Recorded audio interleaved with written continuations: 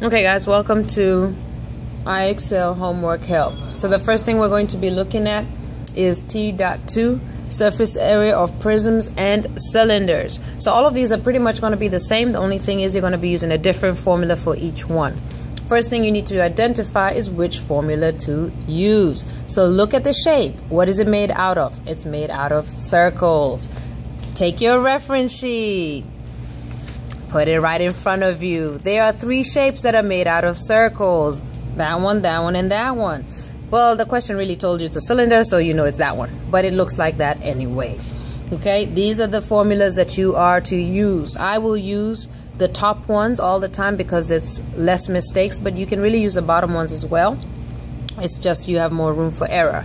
So I'm going to simply write down the formula for the surface area. So the top formula is surface area equals 2 times pi times radius times height plus 2 times pi times radius squared.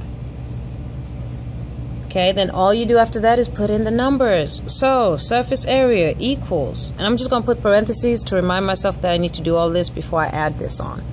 So surface area equals 2 times, what's pi? Oh look, it says pi is 3.14. So 3.14 times the radius, which is, okay, if you look at the shape, here's a circle. This whole thing is called the diameter, and that's what they're saying is equal to 12. So if you're given the diameter in any problem, you need to do half of it, and that's going to give you the radius. So if this whole thing is equal to 12, then half of it is going to be equal to 6. So this radius is going to be equal to 6. Okay, so all you do is put the radius, so 6 times the height. The height of this is 7 plus 2 times 3.14 times the radius squared. Well, remember we already said the radius was 6, so we're just going to say 6 squared. Okay. And all you're going to do after that is punch this whole thing into the calculator. So you take your calculator, all right, and you're going to punch in what you see. So 2 times 3.14 times 6 times 7. Enter. Is 263.76 plus. Now remember you got to do exponents first, right? So 6 squared is going to give you, 36. So then 2 times 3.14 times 36. And that gives you 226.08. And then you're just going to add those two up. So surface area equals 226.08 plus the 263.76 that we already have. So plus 263.76. Enter. So your area, your surface area, excuse me, is 489.84.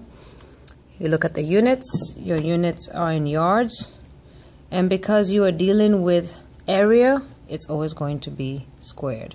So this is your answer. If they asked you for the volume, you would look for the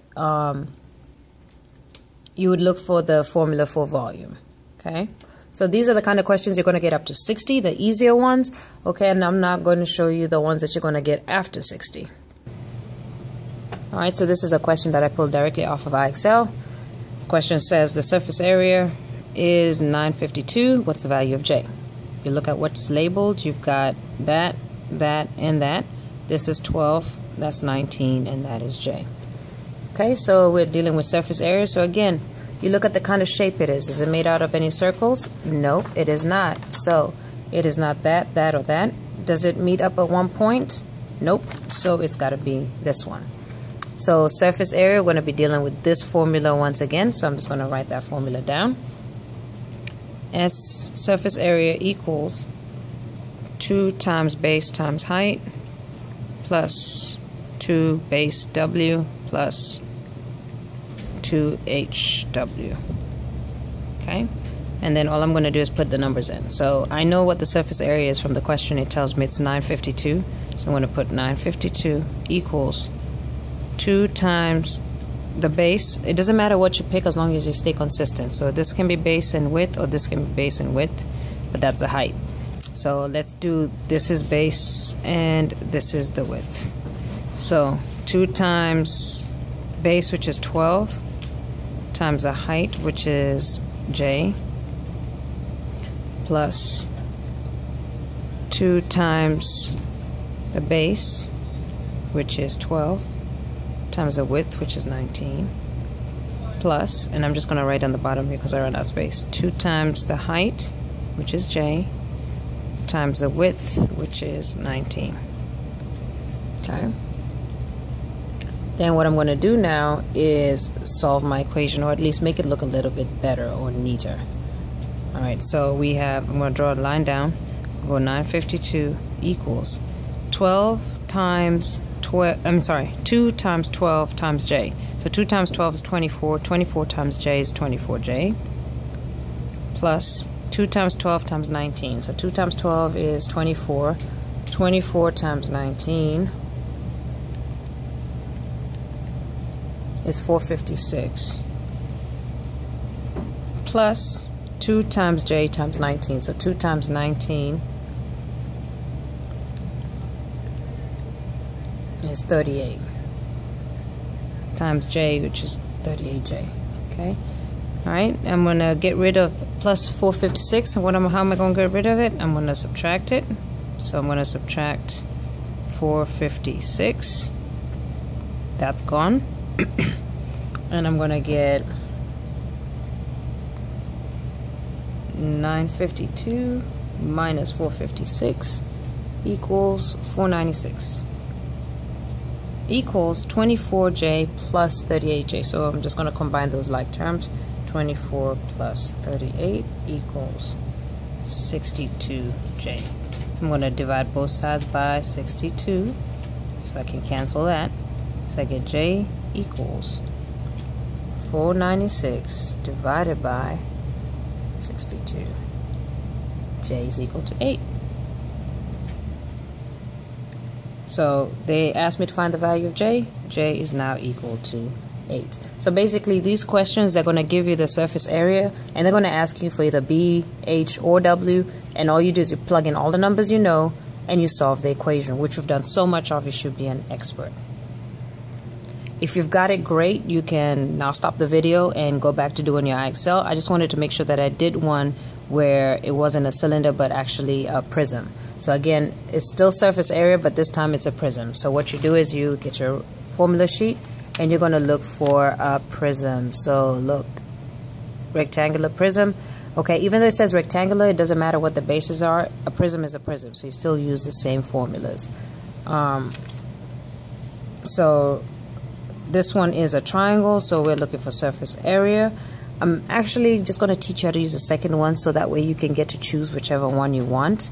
And it says SA equals the perimeter times the height plus 2 times capital B. And anytime I don't know what anything means, I'm going to take my reference sheet and I'm going to go up to the key right here and I'm going to look at what it means. So it said the capital P, so I'm going to look over here. It says the perimeter of the base. Okay, so I'm going to look at my shape right quick. Find out what the base is. Remember, the base have to be parallel to each other and opposite sides. So if I'd say this is the base, that would mean this, the one on this side would have to be the other base. Well, those are adjacent to each other. They're not opposite each other. So the only one that can be the base is got to be this triangle, because then on this side is also the triangle. So they're opposite each other. So it says find the perimeter of this base. All I'm going to do is walk around the base and see what it is. So when I walk here, I get 25. And then I walk again, I get 30, and then I get another walk, I get another 25. So the perimeter, the distance around this is going to be 50 plus 30 is 80. So I'm going to write surface area equals 80 times the height of this shape. Well, the height of this shape is the distance between the two bases, and that height is going to be 25. Plus 2 times capital B. So I'm going to go back to my reference sheet because I don't remember what it is. Capital B, area of the base. So again, it's just the area of the base. So again, I look at the base And all I'm going to do is find the area of the shape. Well, I'm going to draw it just a little bit better, just for you to see it a little bit more clearer. So this says this is 30, this side is right here, which is 25, this side is 25, and it says that this one is 20. Now remember, the area of the base, this case is a triangle. If you forget what it is, if you go up to just area of the regular ones, it sees a triangle, a half times the base times the height. So area of this is 1/2 times base times height. Area is equal to 1/2 times, now remember the base and the height have to be perpendicular to each other. What does that mean? It means that they make a 90-degree angle with each other. So it's not this and it's not that. So it's got to be, this is the base is 30 times the height, which is 20. You punch that into your calculator, you're going to get 300. So the area of the base is 300. So I'm going to put that back into here, which is 300. Then all I'm going to do is bring it down and work it out. So 80 times 25. 80 times 25 is 2,000. Plus 2 times 300 is 600. So surface area of the shape is 2,600. And the units are feet. Because it's area, it's going to be squared. Okay. Now that's how you use the second formula. I'm going to do this whole problem again, but using the first formula. You get to pick which one is easiest for you. Again, if you've got it, go ahead and move on to iExcel. If you get stuck, come back and watch these videos again.